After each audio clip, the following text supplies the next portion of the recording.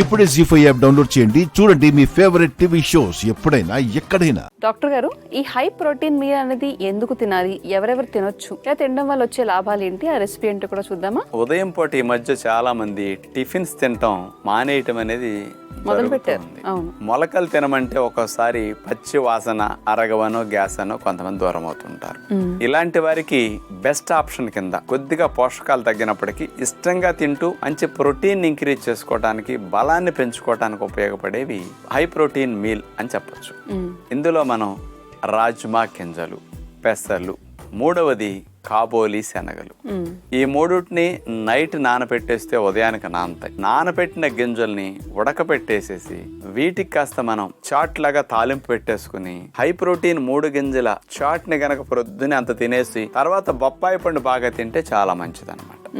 అలాంటి high protein meal ఎలా తయారు చేసుకోవచ్చో చూద్దాం. హై ప్రోటీన్ మీల్ తయారు చేయడానికి కావాల్సిన పదార్థాలు: రాజ్మా గింజలు అరకప్పు, కాబోలి శనగలు అరకప్పు, పెసలు పావు కప్పు, పెరుగు హాఫ్ కప్పు, క్యారెట్ ముక్కలు పావు కప్పు, క్యాప్సికం ముక్కలు పావు కప్పు, టమోటా ముక్కలు పావు కప్పు, పచ్చిమిరపకాయ ముక్కలు 1 టేబుల్ స్పూను, తేనె 1 టేబుల్ స్పూను, నిమ్మరసం 1 టేబుల్ స్పూను, కొత్తిమీర కొద్దిగా, చాట్ మసాలా పొడి చిటికెడంత. ముందుగా ఒక బౌల్ తీసుకుని అందులో రాజ్మా గింజలు, పెసలు, కాబోలి శనగలు ఈ మూడింటిని నైట్ నీళ్లు పోసేసి ఉదయానికి నాననివ్వాలి. 10-12 గంటలు నానితే తప్ప రాజ్మా గింజలు కొంచెం గట్టిగా ఉంటాయి కాబట్టి పూర్తిగా నానవు. అలా నానబెట్టిన గింజల్ని నీళ్లు తీసేసి వాటిని చిన్న సైజు ప్రెషర్ కుక్కర్లో వేసేసి కొద్దిగా తేనె, కొద్దిగా నిమ్మరసం, గింజలు ఉడకటానికి సరిపడా నీళ్లు పోసేసి మూత పెట్టేసి 4-5 విజిల్స్ వచ్చే వరకు, మెత్తగా ఉడికే వరకు పొయ్యి మీద ఉంచాలి.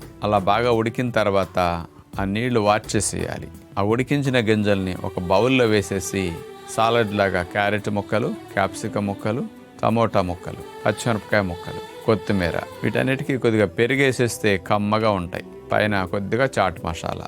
హై ప్రోటీన్ ఇచ్చే గింజల్ని కొద్దిగా సాలడ్ లాగా ఇవన్నీ కలిపేసరికి సులభంగా ఒక భోజనంలాగా తినేసేయచ్చు. బరువు తగ్గాల్సిన వారికి, షుగర్ తగ్గాల్సిన వారికి, కొవ్వు కరగాల్సిన వారికి, ట్రైగ్లిజరైడ్స్ ఇట్లాంటి వాళ్ళందరికీ ఎంతో మంచి మీల్ అని చెప్పొచ్చు.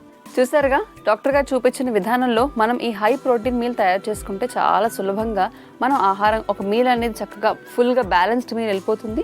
అలాగే చేసుకునే పద్ధతి కూడా చాలా సులువుగా ఉంది కాబట్టి ముఖ్యంగా పిల్లలు స్కూల్కి వెళ్ళే టైంలోనూ, లేదంటే అసలు ఈ రోజు ఏ మీల్ అవ్వదు, రేపు ఉదయం పెద్ద టైం లేదనుకున్నప్పుడు ఇలాంటి ఆరోగ్యకరమైన మీల్స్ని జోడించుకోండి. డాక్టర్ గారు, థైరాయిడ్ సమస్యకి పరిష్కారంగా చాలాసార్లు ఆసనాలు చూపించినా కూడా మరి థైరాయిడ్ సమస్యతో బాధపడే వాళ్ళు ఎక్కువైపోతూనే ఉన్నారు. మరి వారందరి కోసం మరొకసారి థైరాయిడ్ సమస్యను తగ్గించుకునే ఆసనాలు, లేదంటే రాకుండా నివారించుకునే ఆసనాలు చూపిద్దామా? ఎప్పుడూ చూపించే పద్ధతే కాకుండా మాడిఫైడ్ టెక్నిక్స్ ని ఈరోజు స్పెషల్ గా చూపిస్తున్నాం. ఓకే, ముఖ్యంగా 3-4 special modified thyroid gland activate చేసేవి చూడండి.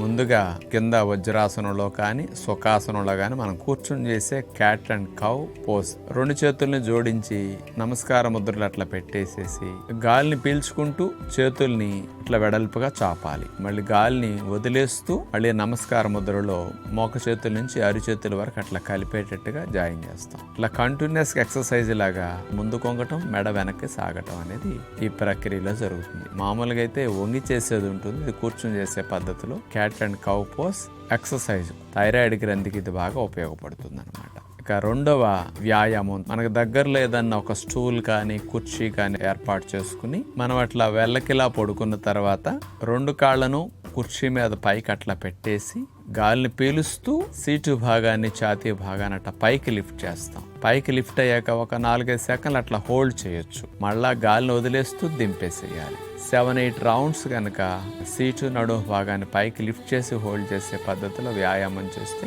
థైరాయిడ్ గ్రంథికి ఇది బాగా ఉపయోగపడుతుంది అనమాట. ఇక మూడవ వ్యాయామం భుజంగాసన్ ఎక్సర్సైజ్. బోర్లా పడుకోవాలి. ఆ తర్వాత నడువుని, మెడని వెనక్కి వంచాలి. బాగా పాము పడగలేపినట్టుగా అట్లా లేపుతాం.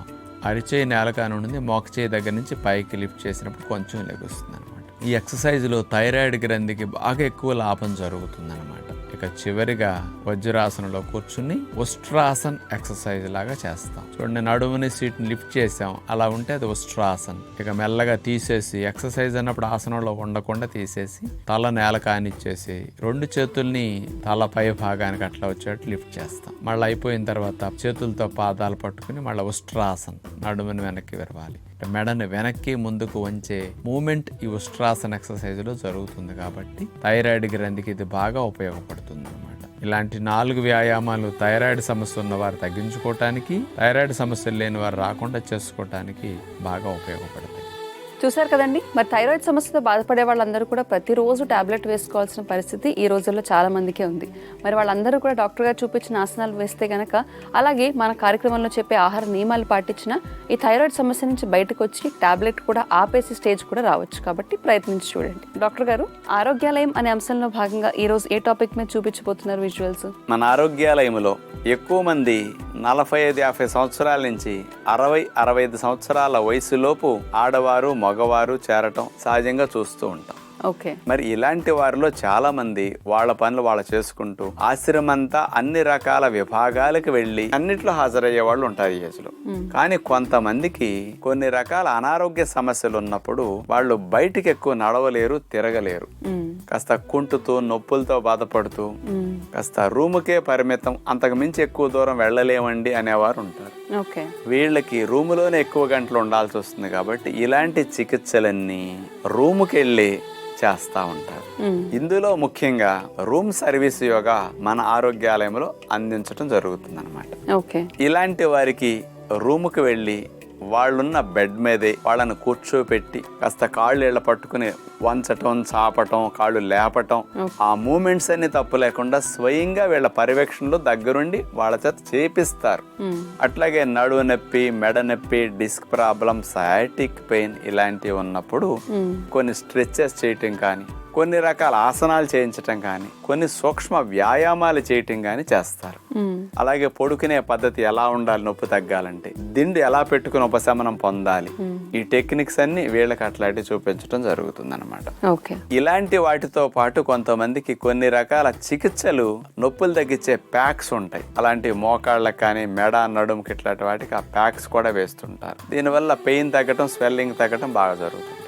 ఫిజియోథెరపీ డాక్టర్స్ వచ్చి కొన్ని రకాలుగా స్ట్రెచెస్ దగ్గరుండి వాళ్ళ మూమెంట్స్ ఇంప్రూవ్ అవటం కోసం వాళ్ళ స్వయంగా చేస్తారు. ఇలాంటి సర్వీసెస్ ఆరోగ్యాలయంలో ఒక 40 మంది, 50 మంది, 60 మంది కూడా ఉంటుంటారు. వీళ్ళందరికీ ఒకసారి రూమ్కి ఒక్కొక్కరు వెళ్ళారంటే అరగంట, 30 గంట పడుతుంది. మరి రూములకి వెళ్ళి చేయటం వల్ల సమయం చాలా వృధా అయిపోతుంది ఎంప్లాయీస్ కి.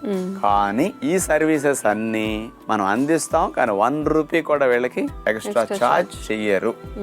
భోజనం కూడా రూమ్కి 3 పూటలు వెళ్ళిపోతుంది. డాక్టర్స్ కూడా రూమ్కే వెళతారు వీళ్ళకి. మరి ఫ్లోర్ ఇన్ఛార్జెస్ ఏంటి, అన్ని ఫెసిలిటీస్ వాళ్ళ దగ్గరికి వెళుతుంటాయి. ఒకవేళ వాళ్ళు నడవలేరు, వీల్ చైర్ లో మనమే కూర్చోబెట్టి మన ఎంప్లాయీ తీసుకెళ్లి వాళ్ళని తిప్పి మళ్ళీ తీసుకొస్తారు. ఎందుకంటే వాళ్ళకి నేను మంచం మీదే పడుకుని అందరిలాగా తిరగలేకపోతున్నాను, చూడలేకపోతున్నాను, నాకు ఇదేం కర్మ అని అసలే బాధలో ఉంటారు. వాళ్ళ మానసిక స్థితి పాపం పెద్ద వయసులో అట్లా అసౌకర్యంగా ఉండటం వల్ల వాళ్ళకి ఇట్లాంటి చేయటం ద్వారా కాస్త ఆ వేదన కొంత తగ్గుతుంది. నా కోసం వీళ్ళు ఇట్లా చేస్తున్నారనే సైకలాజికల్ గా ఫీలింగ్ మంచిగా ఉంటుంది అనమాట. అంత శరీరం సహకరించిపోయిన ఇక్కడికి వచ్చారంటేనే అదే మన ఆరోగ్యాలయానికి సంతోషంగా భావించి వాళ్ళకి సేవలు అందించడం, మన వంతు లోపం లేకుండా చేయాలనేది మనం అందిస్తూ ఉంటాం అనమాట. జీ5 యాప్ డౌన్లోడ్ చేసి అన్ని ఎపిసోడ్స్ పూర్తి ఉచితంగా చూడండి.